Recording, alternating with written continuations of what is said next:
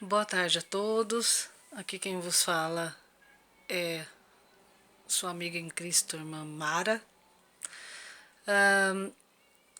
Vamos lá, voltamos de novo com aquela questão de eu ver algo que foi postado que não condiz com aquilo que realmente é, né? Eu vi um vídeo hoje de uma senhora, provavelmente evangélica, cristã. Todo respeito à pessoa dela, à opinião dela, né? Mas aí eu preciso falar, porque assim, tô falando pelas mulheres. Nós estamos vivendo um período onde a depressão, a ansiedade, a crise de pânico, né, a síndrome do pânico, ela tem afligido muitas mulheres. E essa senhora falava no vídeo a respeito de pecado, de que cortar o cabelo é pecado, fazer sobrancelha é pecado, pintar o cabelo é pecado, se depilar é pecado. E aí eu fui ouvindo, né, com todo respeito a ela, fui ouvindo aquilo ali, e aí eu cheguei a algumas conclusões. Vamos começar pelo básico, né? A depilação, ela é higiene, tá? Ela ainda usa o termo assim, a não ser que você precise, num caso de urgência, num caso de saúde, que você precise. Não é isso. Vamos já começar por aí. Se é pecado, independente se você precisa ou não. Ah, não, mas não interessa, é pecado. Ela afirmou que é pecado, acabou. Não interessa se. Ah, mas foi um caso, foi. Não, é pecado, acabou, não tem isso. Certo, errado é errado. Não tem justificativa que torne o certo errado ou o errado certo. Não existe isso. Certo, errado é errado. Justificativa nenhuma torna o errado certo e o certo errado. Vocês não há de concordar comigo. Aí depois ela usa o termo dizendo que ela não faz nada dessas coisas, que o que ela passa no cabelo é um olhinho de coco que deixa ele mais perfumado, deixa ele pretinho, o branco deixa prateado, deixa bem luminoso. Sinceramente, para mim continua sendo vaidade, seguindo a linha de pensamento dela. Continua sendo vaidade. Porque se ela faz isso para que ele fique cheiroso, se ela faz isso para que ele fique mais pretinho, se ela faz isso para que ele fique liso, igual ela fala assim, parece que eu passei chapinha, mas não passei. Continua sendo vaidade, seguindo a linha de raciocínio dela, tá? E aí vai muitas outras coisas, né? A questão em que eu gosto de enfatizar, que eu estou enfatizando bastante, é a respeito da depressão e da ansiedade. Eu não sei se vocês já presenciaram uma pessoa num estado crítico, avançado, de depressão, de síndrome do pânico e de ansiedade. A pessoa, ela fica... tem pessoas que não tomam banho, tem mulheres que não conseguem tomar banho, tem mulheres que não tem mais vaidade, já não tem mais o prazer de se olhar no espelho. Algumas, devido à medicação, elas engordam um pouco. Já não tem mais aquele prazer de se arrumar. Então você olha uma mulher que ela tem esse quadro depressivo, que está brigando, lutando, né? Infelizmente, nesse quadro depressivo, ela é assim. Ela não tem a vaidade, como essa mulher está dizendo, né? Ela já não tem mais aquele prazer de se arrumar. Infelizmente, a vida dela é remédio, cama, dormir, remédio, crise, crise, cama, dormir, remédio, crise, cama, dormir, é isso aí. E aí, quando você pega uma situação dessa, hoje em dia, para os religiosos, é falta de Deus. Depressão é falta de Deus. Depressão é demônio. Depressão é porque a pessoa não está orando, porque a pessoa não está indo na igreja. Você entendeu? Até onde vai? Eu queria entender até onde vai a ignorância do ser humano a respeito de algo tão sério, a respeito de algo que tem afligido tantas pessoas, mas no nosso caso, como eu estou enfatizando, a tantas mulheres. Gente, dentro de casa, a mulher, ela é uma guerreira, a casa depende da mulher. Então, uma mulher, quando ela entra nesse estado crítico de depressão, de ansiedade, de síndrome do pânico, seja qual for, ela simplesmente se acaba. Porque é uma doença tratável, viu? É uma doença, existem remédios para isso.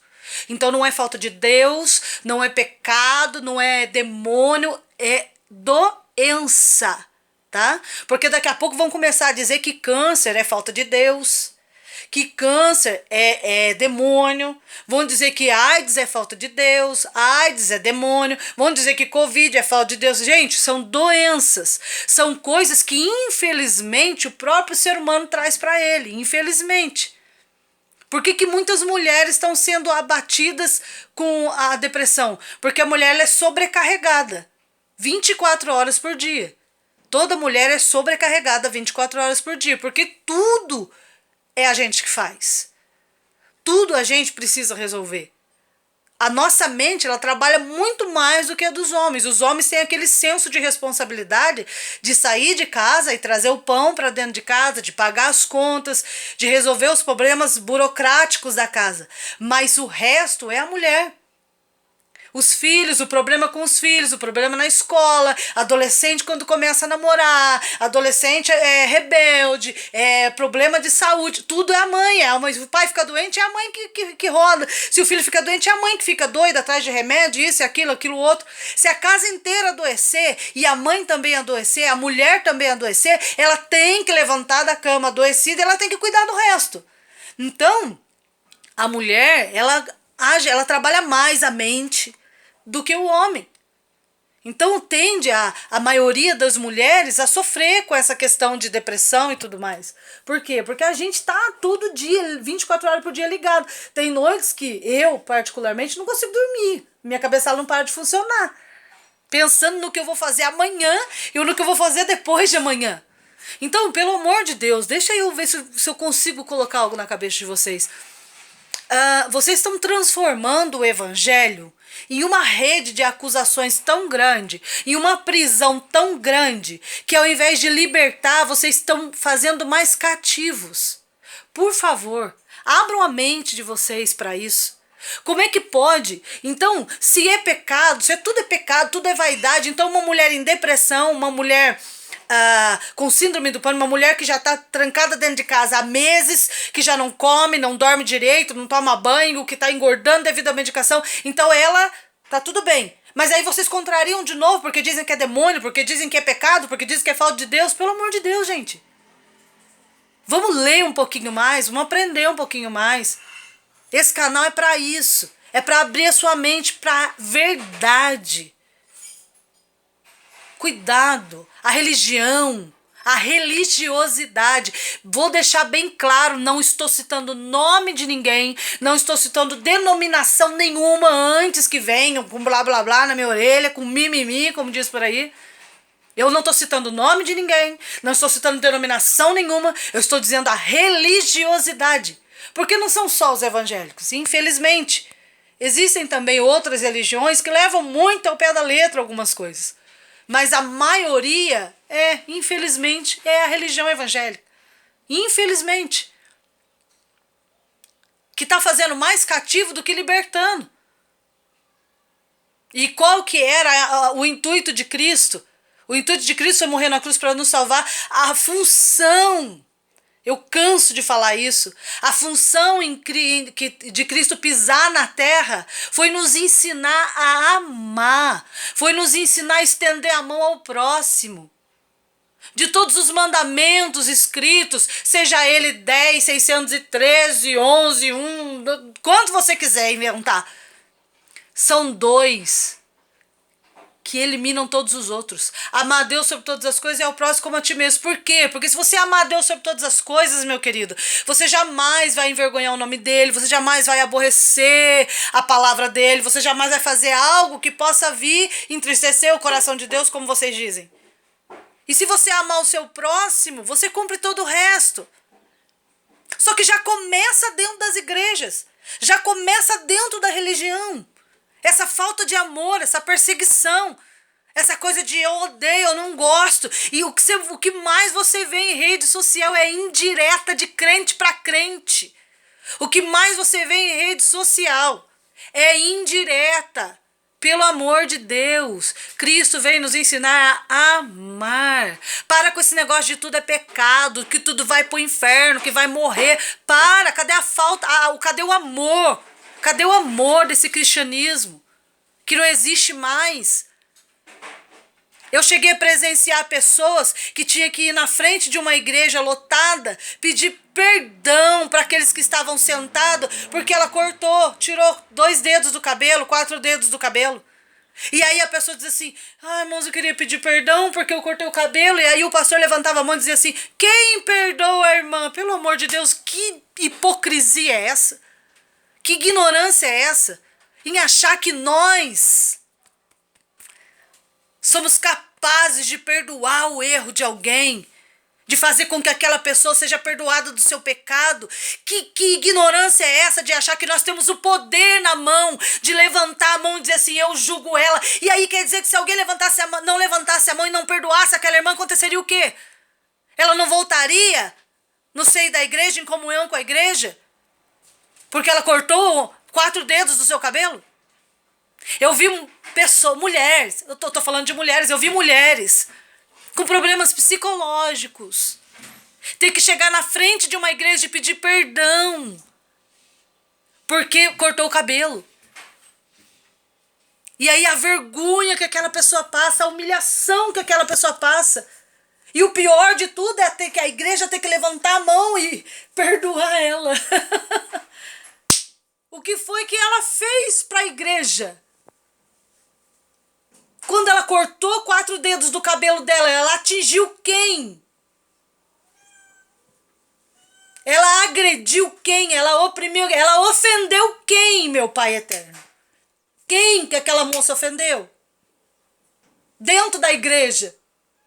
E quem são esses tão poderosos que são dignos, são capazes de levantar a mão e tá perdoado o pecado dela, ela pode voltar e tá tudo certo, ela vai pro céu agora. Agora ela já tá livre do inferno. Então quer dizer que todo mundo ali, os santarrões, levanta a mão e liberta ela do inferno?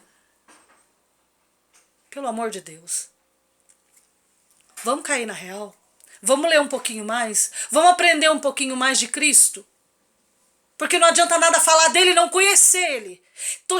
Tá cheio de gente que fala de Jesus, mas não sabe quem ele é. Fala sobre ele, fala dele, mas não fala sobre ele. Não conhece, não sabe. Leva o nome no peito, leva o nome debaixo do braço, na Bíblia maior do que todo mundo. Leva o nome nos hinos que canta, mas não faz ideia de quem ele é. Não faz ideia do que ele realmente sempre quis, do propósito real dele na face dessa terra. Vamos ter um pouquinho mais de amor, um pouquinho mais de compreensão, principalmente mulheres, tá? Tô falando de mulher para mulher, porque a pessoa que gravou o vídeo, na qual eu estou dizendo, é uma mulher, é uma senhora. Uma senhora que teve filhos, que tem netos. E aí eu fico pensando como é que vai ser. Como que vai ser? Eu conheci uma pessoa como ela. Conheci uma pessoa como ela. Uma pessoa que quando eu estava na escola, filha dessa pessoa, passava muita vergonha e muita humilhação. Porque essa moça não podia cortar o cabelo, não podia usar um uniforme, as roupas dela, a saia dela era arrastada lá no pé, nada contra, tá? Mas um calor e a menina tinha que usar blusa de gola até aqui e manga até no pulso. E essa moça, ela tinha um odor forte. E uma certa vez eu cheguei a perguntar o que acontecia. Por quê? Se ela estava doente, se tinha algum problema. Os meninos caçoavam, apelidavam ela. E ela me disse que ela não podia tomar banho frequentemente. Porque a mãe disse que se Jesus voltasse e ela estivesse nu, ele não levava ela. Você já imaginou a humilhação que essa menina passou? A humilhação que essa adolescente passou na escola? Por causa da ignorância que a religiosidade causou na vida dessa menina? Hoje, graças a Deus, ela é liberta, mentalmente falando. Hoje ela é casada, ela vive bem, ela se arruma. Eu vejo ela na rua, dá até gosto de ver. Ela anda bem arrumada, bonita, maquiada. Mas a infância e a adolescência dessa menina, ela perdeu. Porque ela foi julgada, ela viveu debaixo de uma opressão religiosa. E adiantou o quê? Fala pra mim. Adiantou o quê? Resolveu o quê? Porque hoje ela não tá congregando. Aí você vai dizer assim, não, infelizmente ela vai pro inferno. Vai pro inferno por quê? Porque ela decidiu viver? Porque ela decidiu sair debaixo da humilhação? Porque ela decidiu descobrir a verdade sobre aquilo que falavam pra ela? Que diziam ser a verdade? Tem mulher morrendo do seu lado. Porque tem palavras de outras mulheres ferindo ela, atacando ela, acusando ela. Ei, vamos abrir mais a mente. Mulher, se arrume sim. Se cuide sim. Se quiser pintar o seu cabelo, pinte sim, corte sim. Tudo que for para melhorar o seu convívio social, tudo que for para cuidar do seu corpo, do seu cabelo, da sua saúde, faça sim. E não se preocupe com que vão dizer que você vai pro inferno, que você tá pecando. Não se preocupe com isso, não. Porque eu tenho certeza absoluta que Deus fica mais contente vendo você cuidando da sua saúde, vendo você de cabeça erguida, olhando-se no espelho e se vendo bem, se sentindo bem com aquilo que você está vendo, do que olhando para você e vendo você amuada no canto, sendo julgada, oprimida, vivendo algo que você não quer viver. Fazendo algo que você não quer fazer, que você não se sente bem fazendo, porque alguém disse para você que é pecado, que você vai para o inferno. Faça, cuide-se, ame-se, se ame, porque se você não conseguir se amar, você não vai conseguir amar ninguém. Se você não se amar primeiro, você nunca vai conseguir transmitir amor para ninguém. E nunca vai ser amado por ninguém, amada por ninguém. Se ame, se cuide, se valorize. Mulheres que estão em depressão, ansiedade, síndrome do pânico, se tratem, procurem ajuda psicológica, sim. Procurem ajuda dos médicos, sim. Procurem um psiquiatra, sim. Se necessário, tome seus medicamentos, sim. Mas não desista de você. E invista em você. Não dê ouvidos a pessoas que não sabem da sua vida, que não sentem as suas dores, que não sangram suas feridas. Olhe para si. Conheça o seu coração, o seu espaço. Não permita que as pessoas venham dizer o que você tem que fazer, o que você deixa de fazer. E lembre-se sempre, o certo é o certo e o errado é o errado. Justificativa nenhuma muda isso. Amém? Que Deus abençoe a todos e que essa palavra possa entrar no seu coração. Tanto para você, mulher, que está passando por esse período difícil, por essa situação, por esse momento em depressão, seja qual for ele, tá? Tanto para você, quanto para você, irmã, minha querida, que infelizmente ainda não conheceu a verdade, como aquela senhora do vídeo. Procure conhecer a verdade para que você não corra o risco de ferir mais ainda quem já está ferido. Ou voa mais além, para que você não corra o risco de matar quem está machucado, tentando se levantar no campo de guerra. Nós mulheres precisamos nos ajudar. Nós precisamos estender a mão uma para a outra. Tá? Tem uma frase bem simplesinha, parece até bobeirinha, mas ela é muito boa. Que você possa levantar a coroa da mulher que está do seu lado e não tentar tirar. Por favor. Que Deus abençoe a todos e uma ótima semana.